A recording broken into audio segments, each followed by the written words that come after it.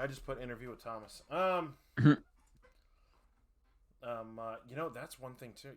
That was my big question that I just now remembered that I should feel like I should probably ask you after stream that I really wanted to ask you before stream, but I didn't. And that 100%, I probably have asked you this already. Is you're the only Thomas I know that goes by Thomas. Really? Everyone else shortens it? Every other Thomas that I know always goes by Tom or Tommy. I can't. I love Thomas. It's I don't like the other names. They're not good for me. Is it because it sounds so regal? Thomas. I don't know. Kurt, you It sound sounded quiet, like but a Thomas sounds wizard, perfect. but I mean, he wasn't. I mean, Amanda, you I could always have sound been. perfect. You could have been Tom the Enchanter That is versus. true, but why do that when I could just be Thomas? I mean, that's fair. I like it. I'm here for it. Kurt, you sound quiet, but Tom, I know he sounds perfect, and the reason I sound quiet is because I'm kicked back in my chair for the moment. Um, uh, because like it is an upright position kind of thing. I need to get a new home mic. Well, then sit up. Hey, Jay. Hey, Jay. Welcome on in, bud. Hope you're having a wonderful day. Hope everything is going well for you. Um, uh, yes. Hey, Jay. I may have already started talking about the charity thing. I hope that's okay because I told some folks about it. Nah, I'm sure it's fine. I'm sure. I hope. I don't know. I'm We'll certain see. there's no issues with that. No issues with that whatsoever. Oh my god, my DMs are exploding. Um, Why does it always happen right when you start streaming, huh? yeah, I know, right? Nobody wants to reply to a single message all day. And the moment I start to go live, ding, ding, ding, ding, ding, ding, ding. Like, what is this? What's happening right now? Why are you doing this? Why are you doing this? Oh man, she got me the Super Glue XL. That's a big, That's a that's big a lot of bottle. gorilla. That is a whole lot of gorilla. I was not prepared for that much gorilla. Listen, sometimes a mini breaks and you need to fix it. Yeah. Well, that's the whole thing. Is that's what it's for? Is for putting together a buttload of minis. Yeah. A Yeah. whole lot of minis. What am I gluing? Well, that's because you just opened your DMs. Biggie, that's not So, true. no, that is not true. My DMs are always open. Hey, Rachel. Hey, Rachel. I just had to do it like that because he did it like Because that. I did it like that, you jerk. Because you did well. What is it? Impersonation is the best form of flattery. Yeah, impersonation is the greatest form of flattery. Yeah, there you go. Yeah. Because when I grow up, I want to be like Thomas. Aw, that means a lot.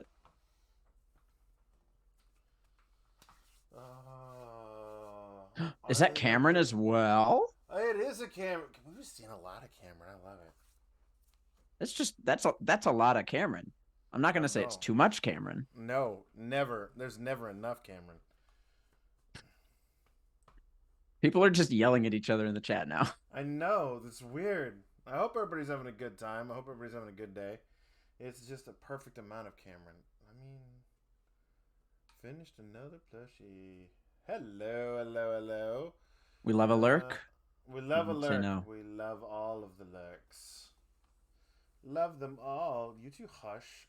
We are entertaining Amanda, you ourselves. don't want us to both be quiet. No, you don't. Kurt and I could sit here for the next hour and a half and stare blankly into the camera and be Uh perfectly huh. fine. Absolutely. We call it parallel play. Yeah. Mm-hmm.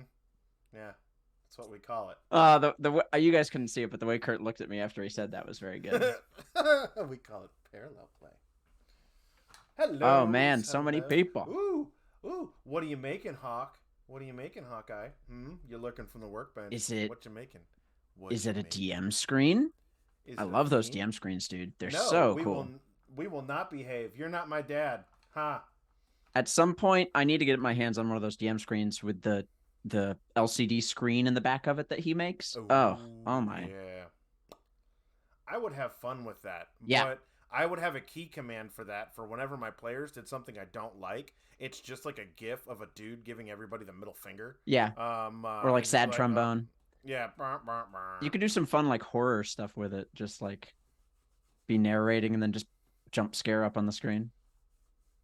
Ah. No, I'm worse. I'm mom. I don't think so.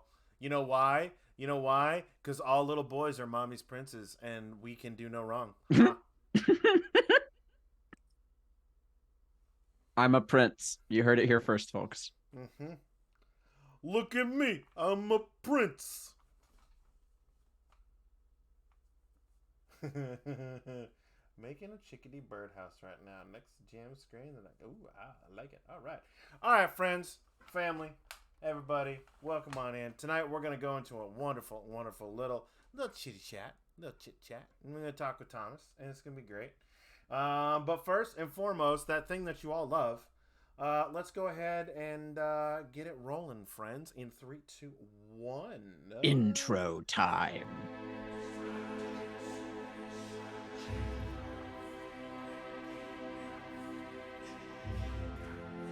Wait, what? Hawk still has a screen in the screen for sale. Yeah. It's those DM screens I was telling you about that have the screen in them. He has one for sale right now. Go buy one. Hawkeye, get in my DMs and give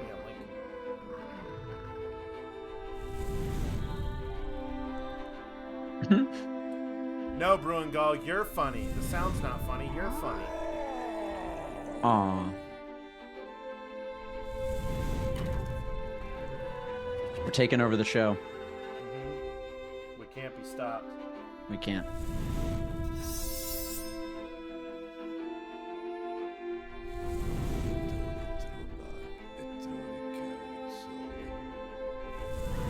We don't have Rachel here, so we have no adult. See, it's funny because I thought if ever I were to come onto the stream with both you and Rachel on it, I would have to be the adult in the room. You are the adult. That's right. Rachel and I cannot be trusted to act as adults. Ever. I have foreseen your doom.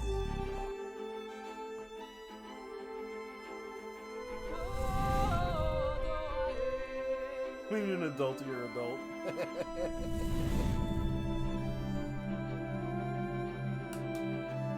I mean, we're all adults.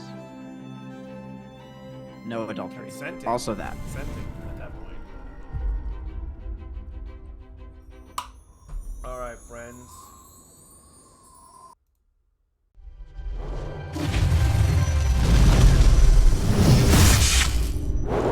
It's a ghost. Well, okay, so funny thing about that, about the. Oh wait, I thought I was supposed to be the Loremaster. You are. See, you got the little blue box thing above your. Oh, I see. I'm not centered, Kurt. What's going on? Because you keep leaning over. This is where I've been sitting the whole time. No, it is not. Now my cat's front and center. No, it is not. I had you over farther that way. See, there you go. That's where you started. I know here? because you were hiding the board games. Yes. That's why I know, because you were hiding the board games. Like Do your this? thing. Hi, everybody. Wait. No, it is not in the studio. No, This is I'm in my Loremaster's house. Arcanum.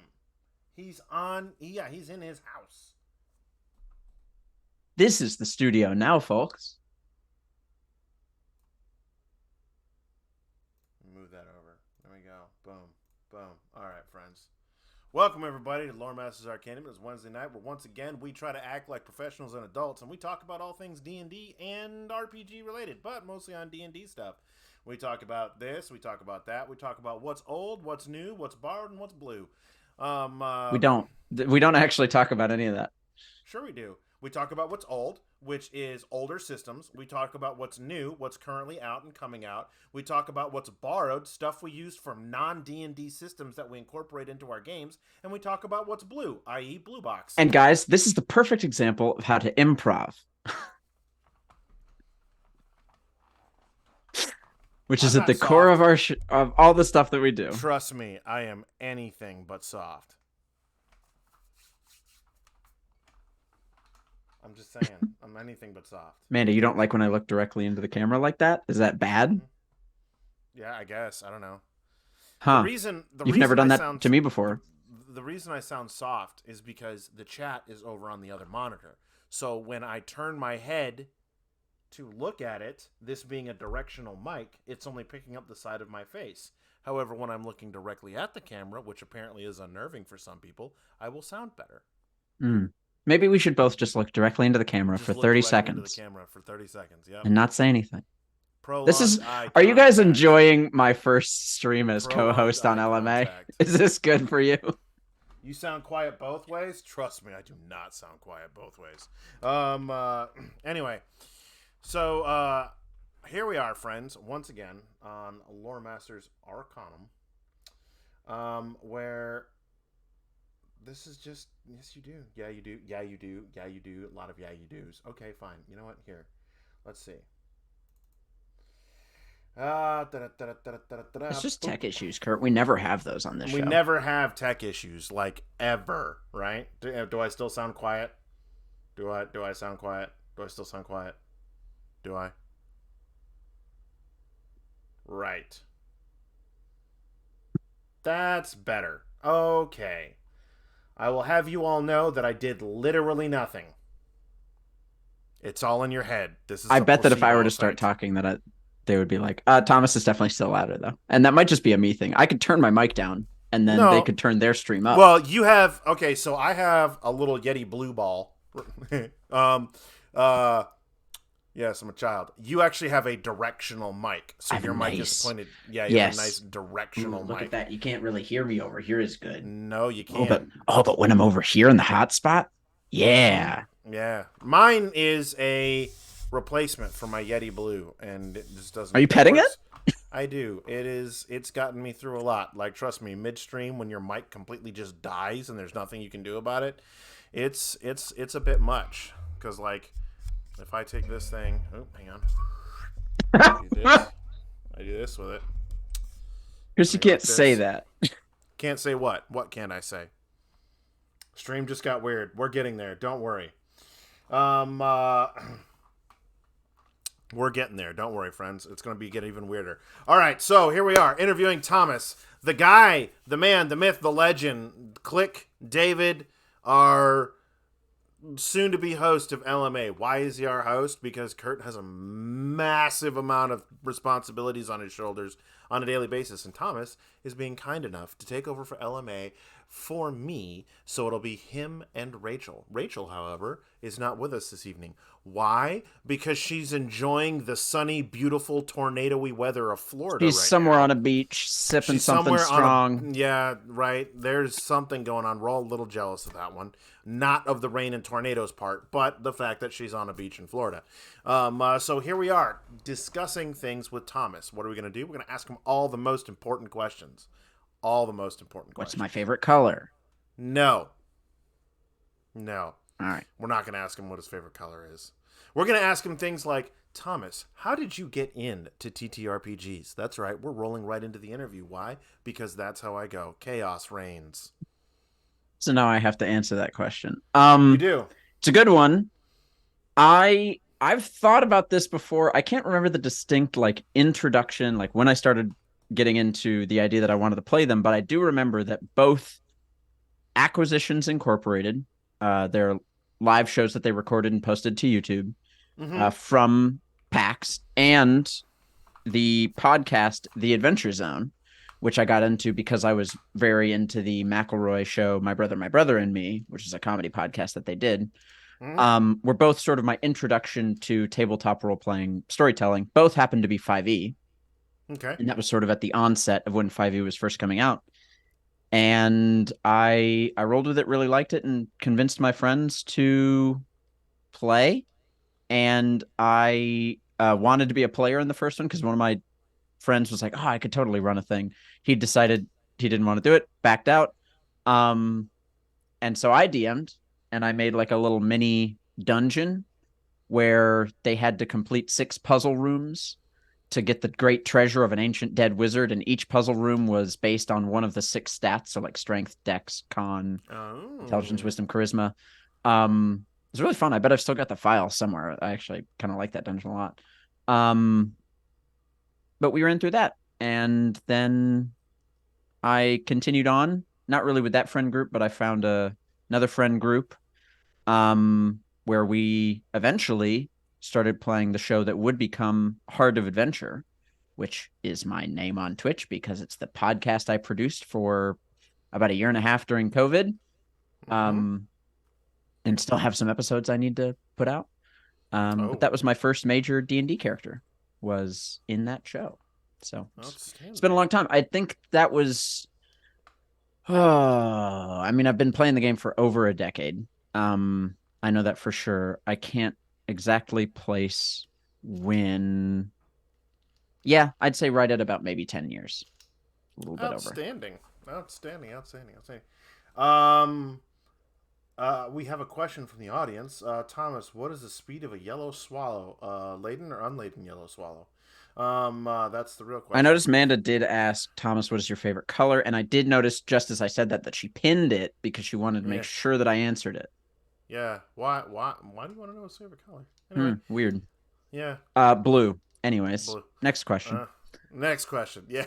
Wow. I'm a man of simple taste. Simple taste. I know what I like and I take it. What can I tell you? Gonna leave that one alone. What's wrong, Kurt? Nothing. Is something wrong? No, not at all. Listen, I will leave you crying in a shower when we're done, okay? Don't try and come for me. This stream is really going somewhere. Anyway. So you've been playing for a while. You've been on TOA, right? You've been on previous Rise of the Rune Lords. Rise of the Rune Lords and such. You've played multiple systems over the years, I'm assuming, not just Dungeons and Dragons, right? I have. Is there a favorite that you have outside of just that one? Outside of Dungeons and Dragons, because of course, by default, Dungeons and Dragons is always going to be our favorite. Of course, it's what we like here. Blue Box. Yeah. Like I said, I started with 5e, and I got heavy into 5e. I've got a ton of books from the system, and really, really like it. The only other D&D system that I've played is 3.5, and that was at John's table when I joined Rise of the Rune Lords. And it's 3.5 Pathfinder. It's the same system. People could fight me on that. There's some minor differences, but it's great. I really like it. For me, as a gamer, if I want a crunchier system, but I still want to play D&D fantasy stuff, Pathfinder's great because it has that crunchiness to it that I really enjoy. It's so open in terms of it has just a stupid amount of options that you can pick from as a player. But because of that, I feel like it actually makes it more open rather than more limiting. And I really like it. Had a lot of fun with it for just a long time. Although I'm recently getting more back into 5e, playing that in some of my home games, and I'm just having a blast with that. So it's kind of a toss-up between if I'm feeling more just for kind of one-shots and smaller, shorter campaigns, I really enjoy 5e. For longer form things, I think Pathfinder serves a really good purpose that I really, really enjoy. Which we can get into. But in terms of other games that I've played, I've played Starfinder, which is the sort of sci-fi brother to Pathfinder. Very, very fun. It's literally just taking the Starfinder or the Pathfinder universe and shoving it into the future, including all of the various races that exist in that world and putting it in space. And it's great. I played a Vesk. Isn't that a bug? Solarian? No, they're the big lizard people. Oh, right. Solarian, which are basically like Jedi, but if they use the power of gravity and stars instead of some universal force. And that was really fun. In that same group, we played GURPS as well, where I played a colorblind painter, cartographer. It was very fun. It was a very fun character. He didn't like to admit that he was colorblind, but he was. And that was the whole fun of it. He was paid to be a cartographer, but he also liked to make paintings while he was out of the landscapes that he saw. Oh, I see. Get your Bob Ross on. Exactly. Bob Ross is literally one of my heroes. So that was definitely an inspiration for that character. What else have I played? I've played Monster of the Week, obviously. Ran that here on Blue Box. Oh, wow. Has it really been a number of years back? I think it's been about a year and a half, maybe 2 years. since I ran Monster of the Week, which is great fun. I like little games like that. Played Call of Cthulhu on Mm-hmm. Blue Box at Blue Box Con. That was very, very fun. Gosh, you're really making me think for all this stuff. You don't have Um, to. You don't have to name them all. Just, I mean, you've got a Dread. very, Dread is very one of my long range. favorites that we play. My buddy plays it every Halloween. He runs a game of Dread for us, and he does so good at horror. Oh my So check god. Dread. So Are you about to at the pull out a bargain Jenga hunt, tower? at the bargain hunt, I bought 6 of these dang things because they were only $4, and I'm like, these. I have Dread towers for days, right? So like, we can totally play some Dread because they're small and they're little, and they'll make you really question life when you get it wrong. Yep. Jenga is such an interesting mechanic for determining success in an I know. RPG, and I love it. The dread that it instills It in you is instills. Yeah, incredible. yeah, right. Yeah. Yeah, I've played a Don't lot of play if you have systems. anxiety problems. That is very true. Played a heck of a lot of systems and have a lot of fun in a lot of them. I don't think that there's a single system that I've played thus far. I won't say that there's a single system that I wouldn't enjoy because I know that there are some that I probably wouldn't. Mm-hmm. Um, but I've played a lot of them and I've enjoyed every single one of them. I think what it really comes down to is just having the right people at the table to play the system with. I agree, And I've been rather 100%. blessed to have the right people at the right tables thus far. So No, I mean, yeah, I can't fault you on that one. I mean, I have come to know your table, sir, and it is it's a good one. quite a good table. It's a Very good much one. so. Very much so. All right, so let's talk LMA. Let's talk about, you are now going to be able to kind of talk about things and bring things up and whatnot, right? What are some of the things that you are looking forward to bringing to LMA? That's a great question, Kurt. It Um, is. I asked the hard ones right off the bat. I I like talking about this hobby. It is one of my favorite things that I don't very often get to do in Mm-hmm. my free time because not a lot of people uh, know or much care in my line of work about it. You got to find the right people. I'm the only professional nerd IT guy at my work, so no one else really isn't naturally into nerd stuff. But Oh, no. um, it's great. I've got a I think for my age group a considerable amount of experience in the field. I've done stuff within the field as well. I've attempted publishing. I kind of published one thing. It was for free and um Still counts. still counts. I have produced a podcast and Mm-hmm. ran social medias for D&D creation. Like I ran Tabletop Adventures Murfreesboro, which is how John met me the first time, where I posted helpful DM guide, player guide information, and sort of created some of my own content on there as well. Mm-hmm. I've got a bit of a tapestry of history within the realms of Tapestries. TTRPG. You've got tapestries. Tapestries. Tapestries. Yes, yes, Indy, we have tapestries.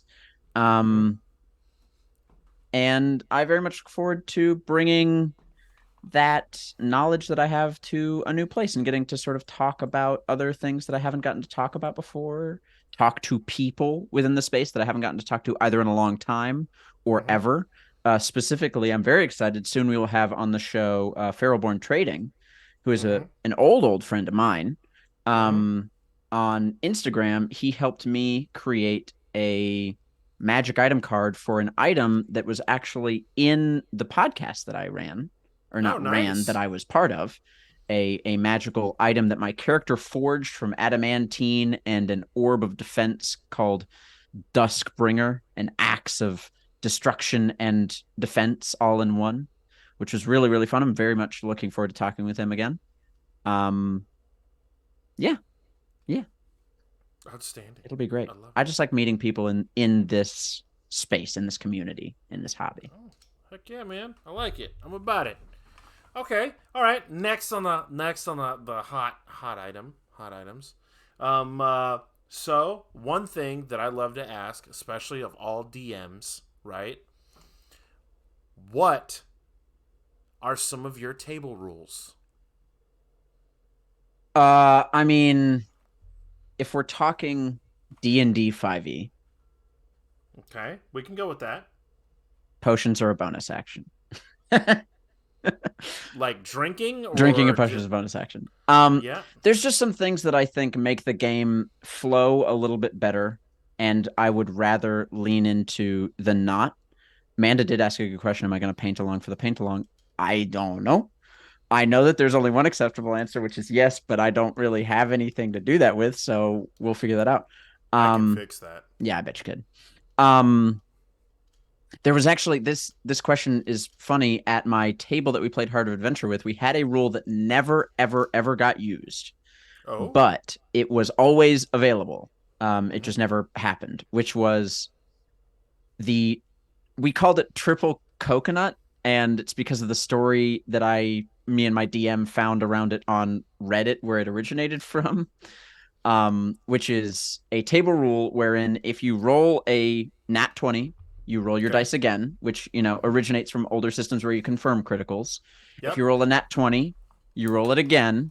And if you roll a third nat 20, whatever it is, dies. It doesn't matter how much HP it's got, it just dies from the attack. And I like it. This guy's D&D party had been playing for like a number of years, and we're at one of the final boss fights of the entire campaign, wherein a Tarrasque was awakened from beneath an ancient The unkillable? Yes, the unkillable, except a single clay golem could take it out, because 5e is a well-balanced game. But this party was, met with this gargantuan, unstoppable beast. How could we possibly kill it? And first turn of combat, the paladin grabs a coconut from his bag that they had been carrying for many sessions and had thrown at a number of enemies, just lots of coconuts, chucks it at the Tarrasque, rolls 3 nat 20s in a row, kills the final boss in the first turn of combat. And that's the whole story. And so, I mean, I'm about that. That's pretty cool. Pretty cool. The fact that they had set that rule at their table and never got to use it until the end was great. We never got to touch that rule, unfortunately. We got very close a couple of times. But as a DM, one of my favorite rules is the knives rule. Basically, when I ask my players to create characters, I ask them to give me a certain number of knives, however many knives I'm feeling. Usually it's 3. And knives are things that the players handle first, that I then grab and stab their characters with over and over again. Like, oh, you owe a debt to this criminal organization. Or, oh, your mom is alive and well and you love her very much. Or there is this artifact on the other side of the planet that you are fated to retrieve. Or you were born under a false star or something like that. Just little knives that I can just take and hold on to and twiddle around and wave in front of the players' faces until one day I just stab them with them and twist them, and it's great.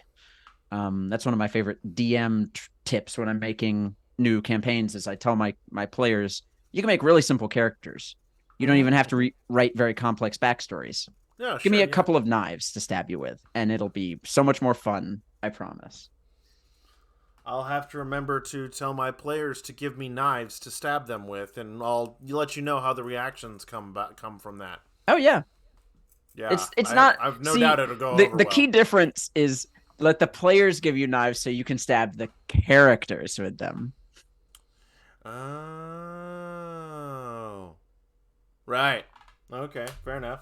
Fair enough. Yep, that's a little clarification. Okay, all right then. That's a very interesting, very cool, and 5e is a perfectly balanced game. What are you talking about? Yeah, there's absolutely no way to break 5e in literally any way. It's never happened once. You know, the funny thing that I will say about the people like, 5e is so easy to break, right? Why did you set out to break it? Yeah. Well, people who power game are going to power game, and they'll break any system. You'll always find a way to break a system. Oh yeah, for sure. Yeah, I have been handed plenty of knives. We'll see on Sunday how many of them. It's like chucking knives at a board. It's fun. Okay, so I'm just asking you all of the things. I mean, it is an interview. It is an interview, right? And do you care to expound upon that? Do you care to give us some more clarification on that? No. Um. Uh, so yeah, no, like I'm excited to have you here. I think it's gonna be great. It's gonna be fun. And it's gonna be awesome. It's gonna be great to see more Thomas. Mm, Um. Uh, thanks. but and thanks. Um. Uh, but yeah, no, like so. You have no other house rules, no other DM rules that you'd like to Um, use. I was trying to think if I did have any others. Oh, Chris has to very. There's great questions in the chat. Hmm. What do you think makes a good adventure? We could talk about a good adventure that I ran that turned into a bad adventure because I over prepare. Um, and this is the one adventure that I have quote unquote published. I published it to Reddit for Mm-hmm. free, but it was my best friend's wedding, and Oh. I was running the bachelor party wherein we played a game of D&D themed around bachelor parties. Um, Okay. it was about his character retrieving the gem for the ring that would be given to his wife at the wedding, called the Gem of Infinite Facets, a gem that no matter how many times you cut pieces off of it, it would regrow, sort of like a hydra, but a gem. And it was Oh. locked away into the elemental plane of Earth by, oh, I forget what the Earth plane dwarves are called, but a mining company of Dwergar had managed to possibly locate it, and rumor had spread through the right circles in these like higher level characters. I think they were around like 7th or 10th level. Um, that they found this thing, and only the best for this guy's wife. So they had to go retrieve the gem of infinite facets for this ring. And it was, oh yes, it was originally sent there by Mm-hmm. the dwarven goddess of matrimony and love and marriage, and it was hidden away from the dwarven god of greed. And this cult of the dwarven god of greed, who wanted to retrieve this item, this Dwergar mining company, had managed to find it. The party traced it down, and all of this information was given to them before they even started. The session basically began with them teleporting into the elemental plane of Earth. That's how I think a good one shot or little mini adventure begins, is the action starts then and there. You don't give the Yeah. players a lot of time at the beginning to just sort of screw around or waste time, because when you show up at a game, everyone's going to be chatting for like an hour before you play anyways. At least that's how it is at my games. They're always nerding out about random stuff that's going on recently, and that's all well and good. I'm all down for that. But when the game starts, I want to get into it. Yeah. Yeah. And For sure. so I always drop them right into the action. And they had to sort of maneuver their way through the elemental plane of Earth. Not very far. They were teleported close enough within range to, figure out what was going on. And they um, found that the mining company was sort of holed up right outside of this ancient ruin, not ruin, like dungeon that had been created by the dwarven goddess of matrimony and true romance. And this is like 5e Forgotten Realms stuff that I love doing research and putting it within the system. I think that it's very Oh yeah. fun. And they had to sneak their way past the mining company, get to the entrance of this dungeon, and then figure out the puzzle at the entrance and make their way in. And it's funny earlier that you had said something old, something new, something borrowed, and something blue. There were 4 statues of dwarven women. One was older, one was younger, one had a bit more blue, and the box that she was holding looked a bit more beaten up and borrowed. And in each of the boxes they were holding, they had to put something old, something new, something borrowed, and something blue to open the door into the thing. And all of the puzzles throughout the whole dungeon were all themed around like various Earth cultures Mm-hmm. vision, or like what they believe on marriage, and how Okay. to like the lucky things that exist around marriage. And it was really fun. We had a great time. I definitely wrote far too much crap, and we went way over time. But it was a bachelor party, and we were all drinking and having a great time, and no one really cared. Um, but it was super fun. And I I like think it. that a good adventure is something that, not only gets straight into the action, but allows each of the players' characters to shine in individual moments, be it in combat or not. Mm-hmm. And as a DM, I think that the onus is always on you to ensure that the people at the table have moments where they can shine. And even if the mechanics don't allow certain characters to shine in a moment, change the mechanics in the moment to let it happen anyways. Rule of cool, baby. That always exists at my table. That's one of my favorite home rules, Kurt, is rule of Mm. cool. Rule of Um cool. All right. So we have a question here from Amanda. All right. Who has been your favorite character to play, and who has been your least interesting play? Or I guess that was supposed to be character character to to play. play. My player to play is my least interesting is me. Uh You're a very interesting individual. You will not talk bad things about my friend. I won't allow it. I'll sick Rachel after you. oh And no. Kevin. Yeah, both of them. They'll both beat me up so bad. Mm-hmm. They Um know where you live. they do. That is actually that That is is a scary accurate. fact. That is an accurate fact. My favorite character to play, I think, far and away is easily Click and David. Um, which Those are is two different I know, characters. which is an interesting conundrum. Um, it's who the character Clicker turned into. How about that? Um, Okay. the the concept of starting as young kids was something I was kind of on the fence with Yeah. when it started out because I was like, this could be either great or it could really turn south very quickly. And I think it turned out so good. And I loved the character Click, short for Clicker, a lot. And as I discovered who he would become during that 7 year gap, it made sense to include the the kid went through so much trauma that something like dissociative identity disorder or a similar um, dissociative disorder made sense for the character to take on. And Mm-hmm. this sort of Batman esque, split personality character emerge just naturally. Like I watched the character unfold before me. And one thing that and this is a topic we will talk about on a future LMA, Mm-hmm. which is the inclusivity of neurodivergent and differently abled characters in your Mm-hmm. RPGs. I think Mm-hmm. that showing that as is very important to me as a person whenever I'm DMing and whenever I'm telling any stories. But the fact that it just happened to just sort of land in my lap very naturally if this character was differently abled and um, just neurodivergent in such a beautiful way Mm-hmm. that I got to discover and uh, unravel as I played was really, really fun. I still remember multiple times on my drive home from work because my commute used to be nearly an hour. That Yeah. was when I would think about D&D stuff, and not that I would like purposefully do it, it would just happen. Yeah. And there were so many moments that just hit me like a truck of like, oh, yep, that's definitely the case, actually. Yeah. David doesn't know about Click. Yep, that's true because from the start, I might not have been playing it that way, but the fact that it existed anyways was pretty cool. So I really liked him. Also, not to toot my own blue box horn, Alcott was really, really fun for me as well.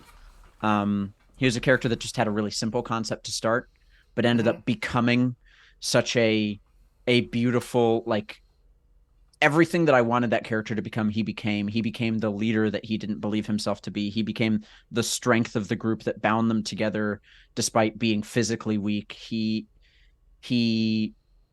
pushed and pushed and was a master wizard who solved puzzles and overcame obstacles and pushed through family trauma and um overcame sin itself, which was pretty cool.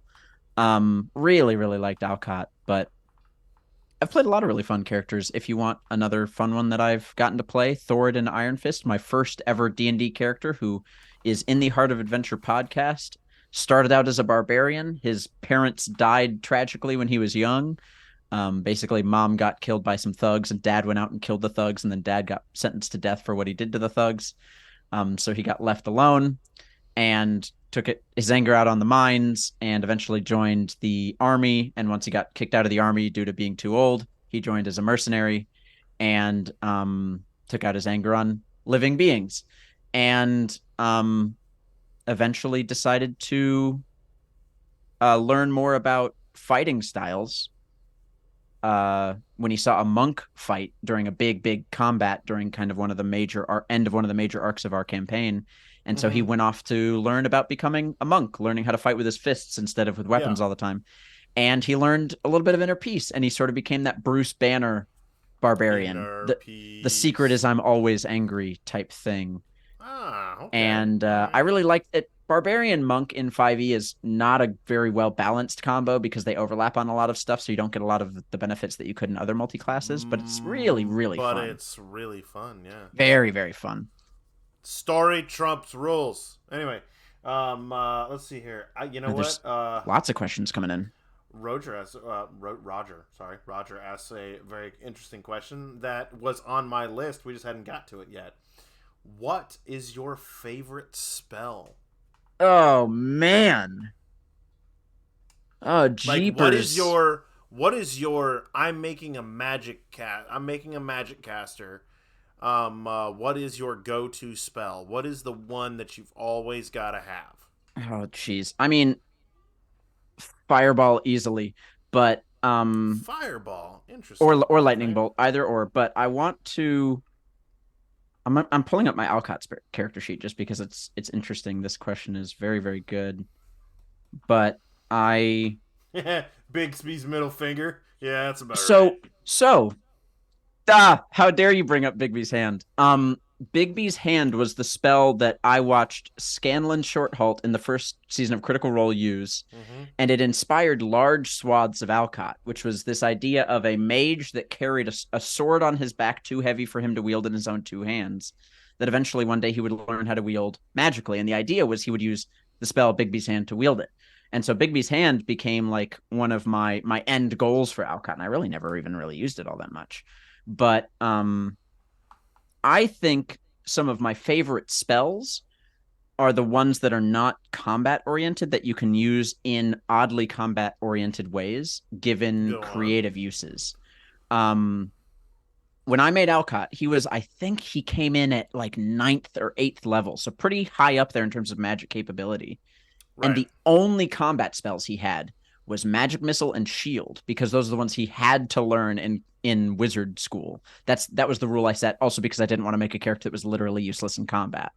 But that meant that during combats, I, the player, had to be very creative when it came to using my combat magic. And during one of the first major events that Alcott got to be a part of in that campaign was the defense of Fort Von Frost, which was this fort at the base of a mountain, or I guess kind of halfway up a mountain, that was being protective of people who had recently been displaced by flooding from a nearby town, people that the party had come to care about that Alcott barely knew, but that needed to be protected, and he understood that. And so one day we are protecting this place, and we hear war horns coming from the mountains beyond, and we see the trees begin to rumble, and we know that the giants, these hill giants and snow giants of the area, are coming to take Von Frost, and we need to defend it. And using the spell Major Image, Alcott summons, so the front wall had been cracked on one side, broken in, and so it was fully breached. They could have just walked through the wall if they wanted on one side. The rest was all fine. And so he used Major Image not only to fix the wall visually, but he put an army of archers on top of it. And from the fort, because Major Image can also make sounds, he had them shouting, Von Frost, just echoing across the mountainscape, just to really instill a bit of fear into these giants who thought that they were going to have easy pickings come into this place. Okay. And as they came, they still were going to fight no matter what, but they were much less moraled than they were initially. Alcott had them, with Major Image, fire off their arrows, and through their arrows, he guided magic missiles through the illusory arrows so that when the arrows hit some of the giants, they actually took damage and felt the pain of the arrows. And so they were convinced that the people on this wall were real archers that had come prepared to defend this place because of 2 spells that Alcott cast. That was so fun. That is a big setup with a really big payoff. It was such a... The fact that John let me continue to... Like, it was so fun. It's still one of my favorite moments from any spellcast that I've ever done. Yeah, I think easily using some of those oddly less combat-oriented spells in combat moments are some of my absolute favorites. Easily. I love it. Okay, all right then. Amanda had one. If I can ask myself a question. Yeah. Which is what has been your most challenging obstacle to overcome at a table? I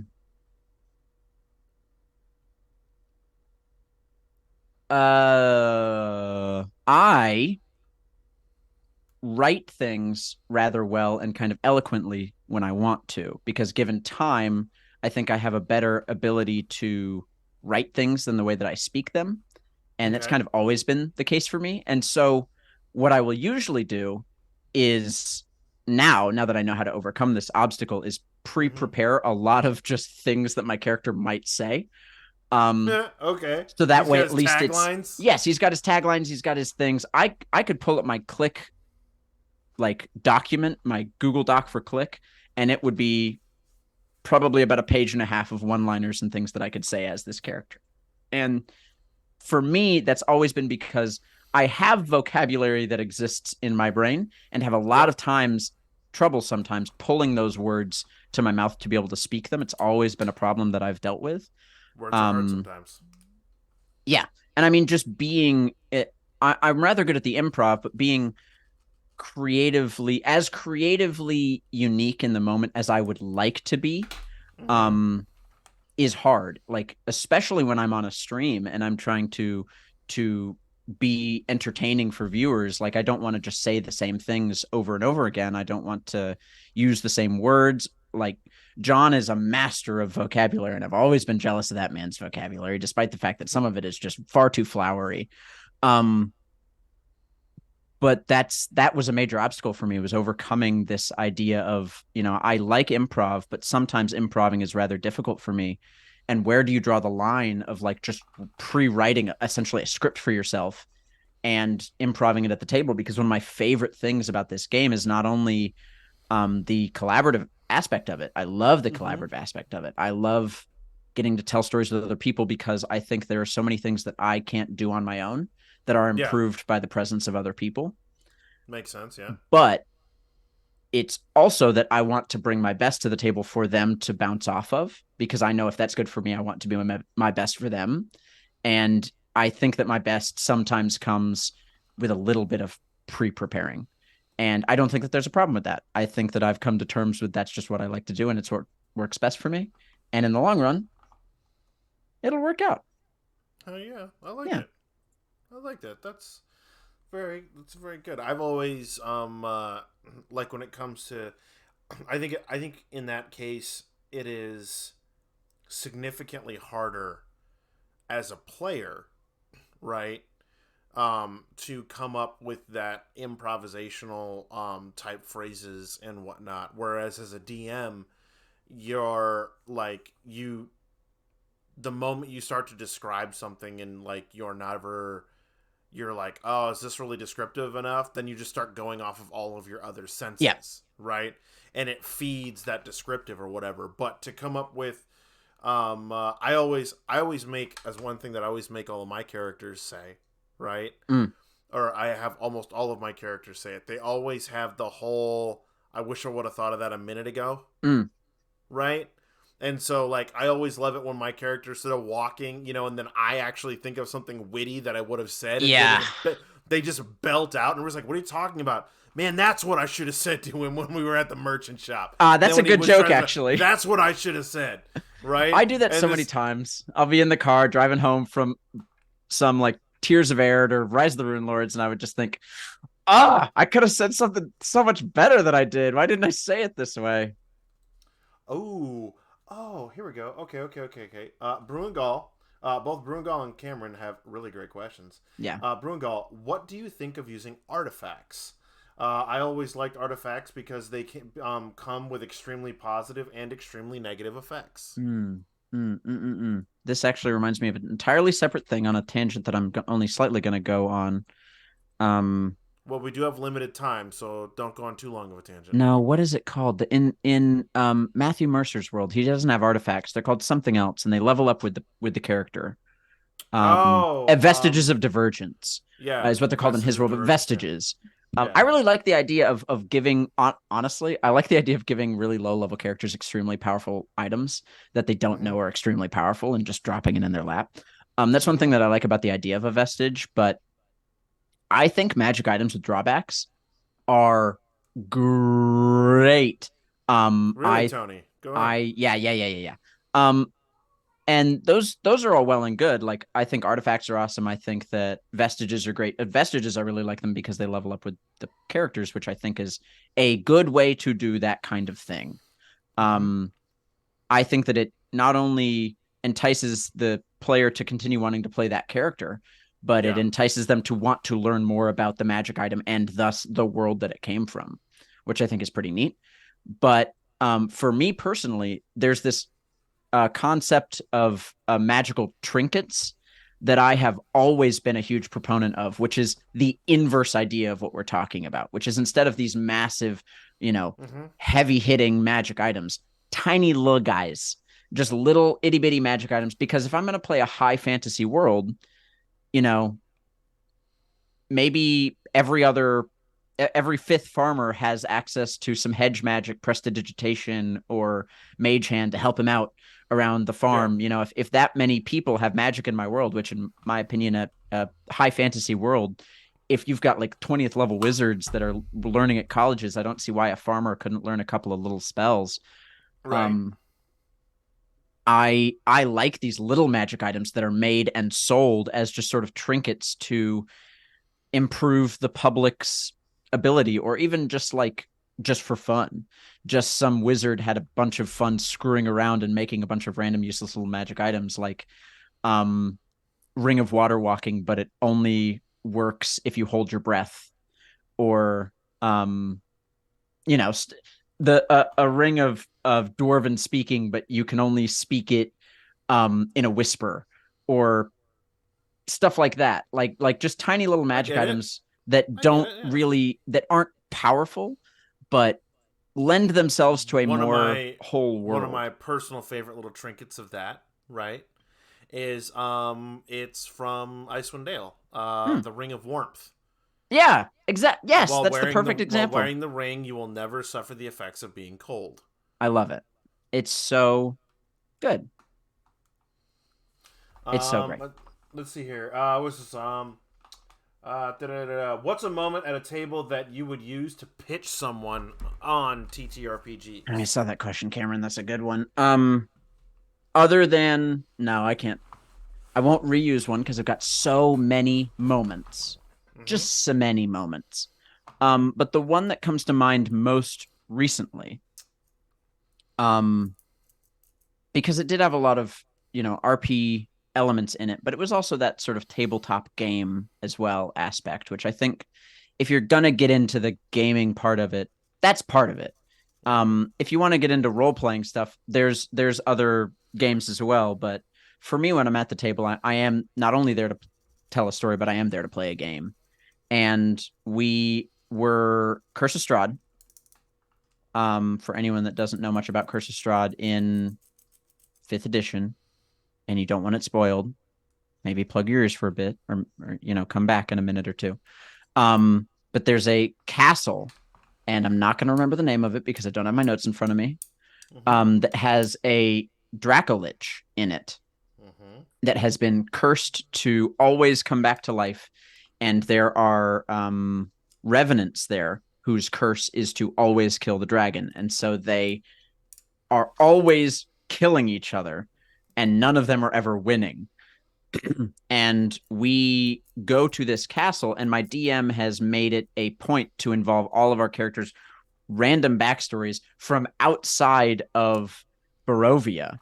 Because we came from Faerun, from the Forgotten Realms, to include us in it somehow.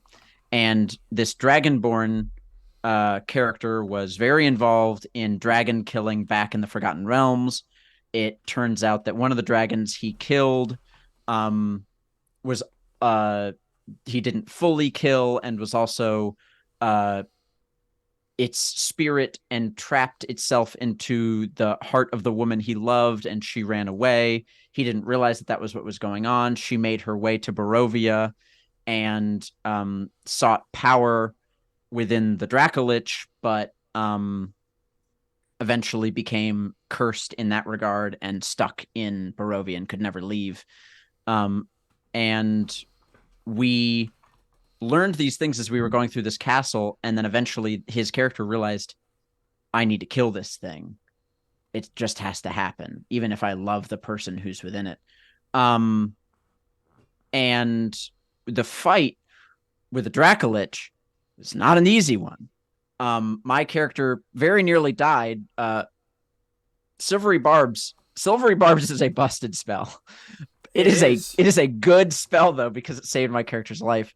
But the fight came down to just moment after moment of perfection in not only in storytelling with us describing what we were doing, but like every hit, every die roll, everything lined up beat by beat, moment by moment, where it just felt cinematic, but it was happening in dice on the table before us. We weren't lying. Yeah. None of us were cheating. We were all at the same table checking each other. My DM rolls in front of the table. He doesn't roll behind the screen.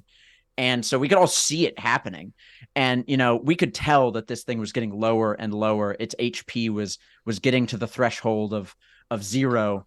And the Dragonborn had recently leveled up to, in 5e, some Dragonborn can get the ability to sprout wings temporarily. Mm-hmm. And he had gained that ability. And this Dracolich had recently dropped the both of us unconscious and had flown up onto a nearby tower to attack the ranger that had been sniping it from above, and to finally finish him off because he was very low on HP as well. And our bard warlock character came out from the shadows at the last moment, healed him, this ranger dragonborn, melee ranger, by the way, which is a valid way to play the class. And in a last-ditch effort, he screamed up at this thing, and it wanted to take the both of us out. It had dropped the ranger up in the tower on its turn, and then using its movement, dove towards us on the ground, knowing that it would be able to just kill us in one go. Okay. He met it midair, rolled a natural 20, and dealt just enough over 1 HP of damage to take it out in that one shot. And he just ran his sword down the spine of this thing, going through its mouth, and just turned it into bone and ash and dust. And it was so cinematic and so cool. And like every single beat of it had storytelling and roleplay and moments that hit. And if you can hear a story like that and not want to play something like that at a table, I don't know what's wrong with you. Well, I mean, first off, like Ravenloft alone, like hands down, my favorite setting to always play Dungeons and Dragons in is Ravenloft. I absolutely love going to Ravenloft, and I need to run another Ravenloft game soon because I'm getting the itch to play in Ravenloft again, and I need to do things. But it's a good setting. It's a wonderful setting. It's a great setting. Okay, all right. That sounds. I mean, I'm here for it. Let's see. We had another one. What is this one? We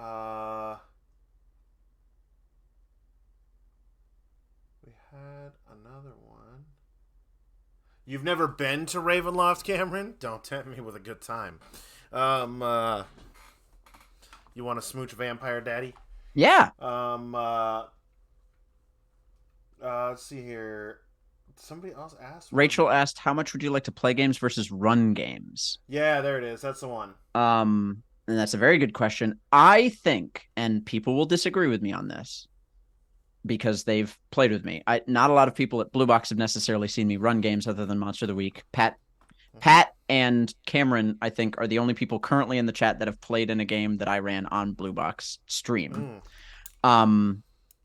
I think, personally, I better serve a story as a player than as a dungeon master.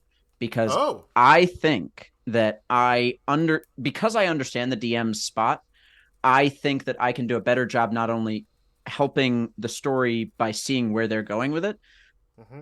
but I also think that I work really well with other players around the table, and Mm-hmm. I can feel the flow at a table. I love an in-person game compared to like Mm-hmm. an over stream game, simply because there's a different energy when you're in Yeah, for person that you sure. simply can't achieve over Zoom or whatever. Videos. Yeah, yeah.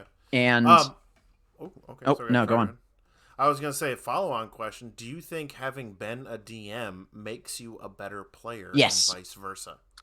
100%, 1000%. Um, I think both, absolutely. I think every DM should play at least once, in more than one session, because a DM can play in one shots and that's all well and good. But there's a difference Mm-hmm. between playing in a one shot and playing in even a mini adventure, a couple of arcs, because you can see what the players are experiencing between games. Um, and I think every player should at least DM once. And I fully believe that. And I think players can DM one shots. I think that's fine. But I think it definitely makes you better at the game. I think it makes you appreciate the other side of the thing, because it can feel very asymmetrical. If Mm-hmm. you've never played, or if you've never DM'd, like as a forever DM, it can kind of burn you out and kind of hurt sometimes if you've got this group of players that maybe aren't appreciating the thing that you're putting in as much as the work that you're putting into it, or maybe you're putting in too much work for what the pleasure that they're getting out of it. And as a player, you might not understand all of the work that a DM's putting in, and maybe as a player you're putting in more than the DM is appreciating. And I Mm-hmm. think if you do the other side of things, I think, oh my gosh, you will have a much better time at the table, because you'll be able to empathize with the other people at it. I think empathy is a key skill of any good TTRPG player, because I think it makes you a better storyteller. Um, but I do think that I serve a story better as a player than as a DM. Do I think I can tell good stories as a DM? Yes. Have I? Yes. Um, but I think I do a better job as a player. I think that I can work better as a player.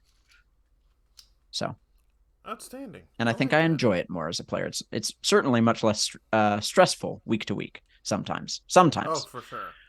um, sometimes. There have Unless been you're moments in unless you're unless TOA you're where I D, put in a lot of work. unless you're a DM like myself, where I will make sure that every episode ends and every session ends with a cliffhanger. True. Because if I'm gonna be stressed out, so are you. Very true.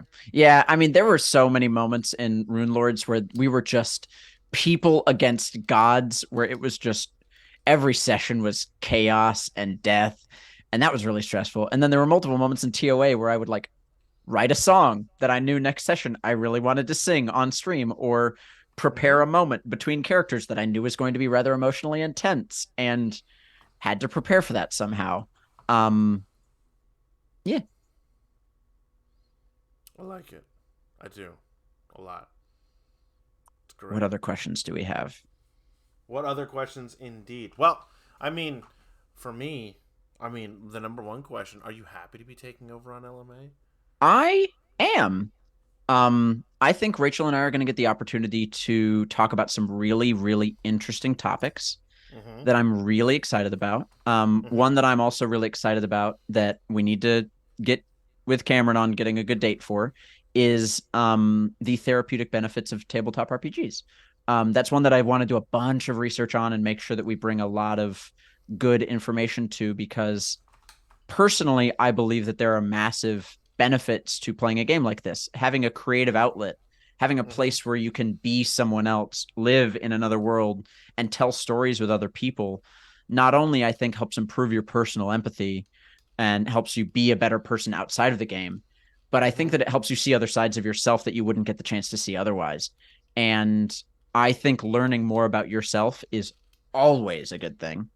Mm-hmm. Um, yeah, Chris, that's just simply not true. That is not true, Chris. Not in the Not slightest. not in the slightest.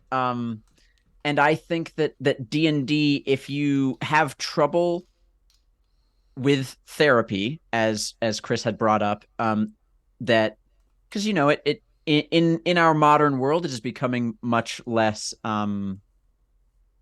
seen as a weak thing to do. Therapy, I think, Yeah. is great. I think everyone would benefit from a little bit of therapy in their life. Mental health is physical health. But I think tabletop RPGs are a great way to get a little bit of talk therapy in, as Cameron likes to say. Just speaking about things can sometimes make it better. And whether you're trying to do it or not, you'll have a great time at a table. I guarantee it. So, but there's a lot of cool topics I'm excited to talk about. I do have a very important question for you, though. Right? This one was DM'd to me. One set of dice for each character, or just 2 sets of dice that you just use? I don't know if I'm about to make enemies, Kurt. I don't know if I'm about to make an enemy of you. When I first started playing D&D, I went on Amazon and I bought a quart-sized bag of dice. It was like 7 sets of dice. And since I have personally purchased 2 sets of dice, I think. All of my others have been bought for me by other people. Because I don't really much care. That's it. He's fired. Fired. He does not. You hear that, folks? He does not care. I said much. I said much. I said much. I mean, fired. No. Get him off, Ella. I know, right? No. All the dice goblins are coming for you now. Maybe it's just maybe it's the person who has trouble spending money on himself. That is that. Maybe it's that. That is a different. Maybe it's a therapy thing. That's one set for each. One set equal for each. You've got Rachel Soker fluffled. That she can't even type. She just typed the word "get" earlier. I know, right? Leave me. Hey, you're the one who's upset, not me. Doesn't like. Hawkeye. He doesn't believe that each character needs their own individual set of dice to be played properly, because he just doesn't care. That's what it was. According to Biggie, if you can roll a d20 and then roll a 20, you can stay. I mean, I'll be right back. Oh no. Announcement. LMA is just going to be Rachel starting next week, according to Chris. Well, Chris, you don't have the power to make that call. Oh, everybody. Oh, I only use 1 set of dice for all of my games. Hey, what do you know? You and Pat have something in common. Oh my gosh. You're not going to believe it. Oh, look at that. So he gets to stay. I rolled a 9. I'm lying. I rolled a 9. Oh, they're coming for you, Thomas. Jesus, they're getting Manda involved. They're getting Manda involved. They're coming for you. We literally lost viewers because of that. Did we? I Did watched viewers the go down? numbers tick down. I'm sorry. Any other questions we got? I think Manda asked one earlier. I'm trying to find it, which was, yes, there it is. What has been the most impactful experience at a table for you, good or bad? I can say, I think confidently that I have yet to have a sincerely bad experience at a table. Whew, you're lucky. Yes. I've had questionable experiences at tables. But I don't think I've directly had a bad one. I've had lots and lots of good ones. I'll give a corny, mushy answer, which was, I found the most sincerely incredible and loving group of friends I've ever found at a D&D table. The Tears of Arid group, between Cameron and Rachel, has introduced me to a group of people that have sincerely changed my life. I believe for the better, and shall forever scar my life in a good way. I would call that pretty dang impactful. But there were some, I think, in terms of like one that emotionally hit me that I don't think hit the other players at the table, which I think speaks to the players who I was playing with more than it does the moment.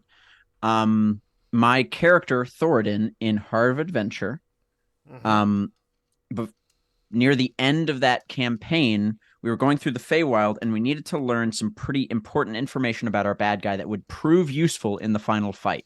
We knew we were Mm-hmm. going to meet him. We just needed to know more about him. And this Fey creature dealt in memories. It actually dealt in pretty much anything that you wanted to give it. And it would be willing to give up something equally as useful as you gave it. A memory for a memory, a thing for a thing. Like I could have given up my name entirely, or I could have given up, my ability to use my left hand, or what my character decided to give up on was the memory of the loss of his parents. Ooh.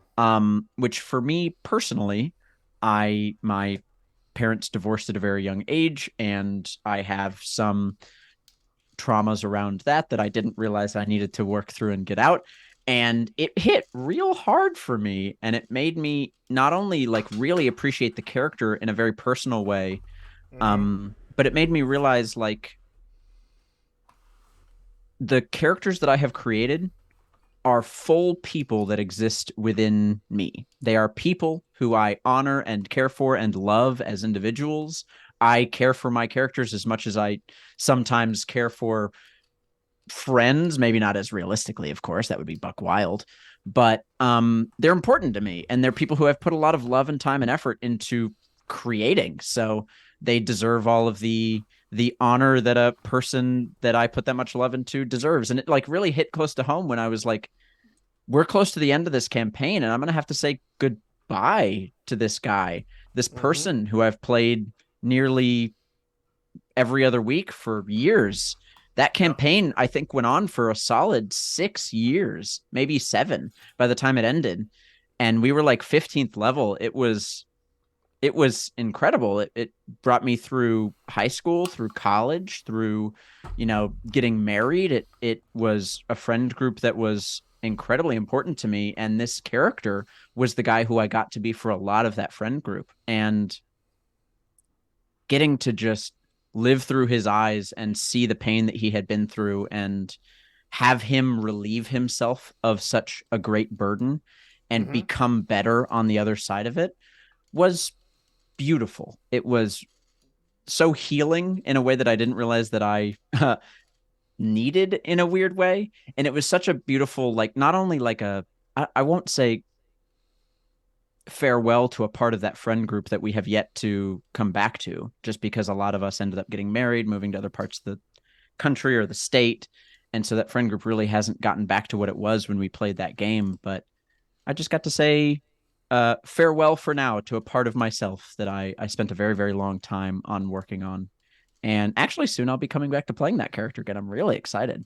Um, really, really excited. But yeah, it hit a lot. It hit really close to home, um, which was great.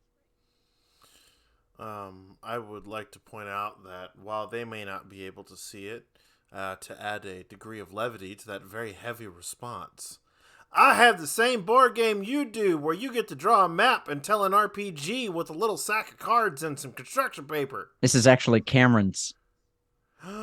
Cameron, you have great taste. Well, I would have bought this also because I love it. The Adventure Zone, you should go check it out. It's where I believe the both of us got introduced to it.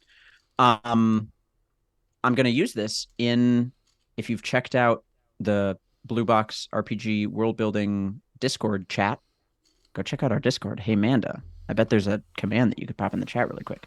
Sure did. Um, not to plug our own stuff, but I will. I'm working on building out a world. I would like to write as either a campaign guide or potentially a series of novels. And I want to use this system, which is called the law the Kurt, what's it called? It's called I'd have to get the bag. something year. The Quiet Year. It's called The The Quiet Year. quiet year. And it's a map building game. It's really fun. There's a lot of RPGs. Oh, that's another one, Kurt, that I played a lot of in college. Mm-hmm. was a game called Dawn of Worlds, which is a not really RP heavy game, but it's Yeah. just a world building game where you Yes. build a world from blank continents into a world with thriving militaries and cultures and conflicts and stories of lots and lots of stuff. And it's like magic systems you build from the ground up. It's really neat. Um, Played a couple of other RPGs in college. Played a Western one, played a superhero one, played a sci-fi one where I played a street priest who was a paladin to basically capitalism and would throw pamphlets in people's faces asking if they had heard the good news. Um, it was great. That was a fun one. I really liked that character. I don't That remember a lot about sounds him, but I remember the pamphlets. Um, that sounds pretty interesting, not gonna yeah. lie. Well, friends. I mean, Any last minute questions? Any any things? last minute questions? Because I feel like we've got a lot more to discover with Thomas here, but I kind of want him to be natural. You know what I mean? Like, and we've kind of pretty much asked him and gotten a better feel for him outside of his characters, in my opinion. But if none of the Mad Chatters have any last minute questions or whatnot, I think we might close out this wonderful, interesting interview with the new hostess with the mostest. Does that mean that? Oh, is Rachel going to be the Loremaster and you're going to be the apprentice? I mean, from an LMA perspective, she is far more tenured than me. That is true. That is true. Oh, okay. I guess she wants that job. She's leaning into that one. Okay. I guess we'll let her have it this time. I don't think See, there's a letting but her have I'm it the one aspect. who's making the overlays, so I could have both of our spots say Loremaster. I mean, Rachel, that's the most dangerous thing you've ever asked me to do. Yeah. I have been on LMA before. I will say she has been on far more LMAs than I have. There is that. Well, all right, friends. Hold on to your butts. We're gonna wrap this up here as this wonderful evening with Thomas. Thank you, Thomas, once again for not only joining us this evening, but also for taking over and allowing my brain to have a reset day because it's much needed. I look forward to everything that you are going to bring forth in LMA and topics you're going to discuss, things you're going to touch base on. And I have no doubt whatsoever that either you or Rachel will keep one or the other in check. Though which one, I have no... See, I thought the same would happen with the two of you. No. Rachel and I around one another is just kind of like this swirling ball of chaos because she'll need to be put in check, but I won't. I'll just be like, well, let's just see where this goes. Like, I mean, what's the worst that could happen?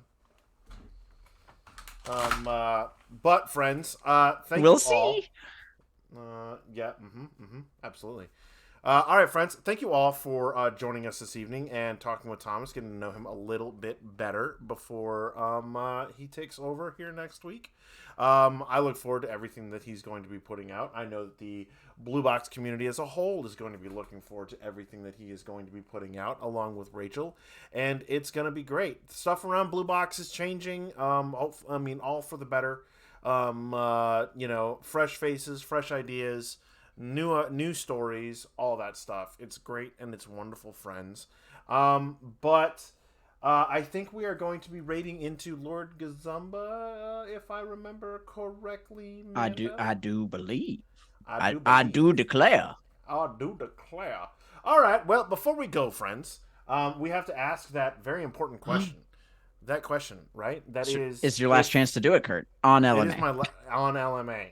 I got plenty of time to do it other times. Yeah, you do. But if you are watching this and you are enjoying what you're seeing and you would like to see more LMA content and deep dives and interviews and whatnot, for free, go ahead, click the follow button. If you're already a follower and you haven't used your Amazon Prime subscription yet, go ahead, use those Bezo bucks for free.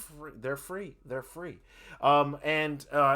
If you are in fact a subscriber who has allowed your subscription to lapse for various reasons or whatever, now's the time to do it back up. But if you haven't done any of those things, yeah, well, not really for free, but if you haven't done any of those things, we only have one question for you. What are you doing? What are you doing? What are you doing? Give us a follow. We're going to keep it real chill here on LMA from now on. We are going to keep it Whatever are you doing? Whatever are you doing? But thank you, everybody, for hanging out with us. Go ahead, get your raid emotes ready and whatnot as we are fixing to go raid into Lord Gazumba. Go over there, throw your support for the continued Greyhawk community. Lord knows they're doing something interesting over there because they always are. You have 2 seconds. Bye. Bye. Do we go? Are we gone?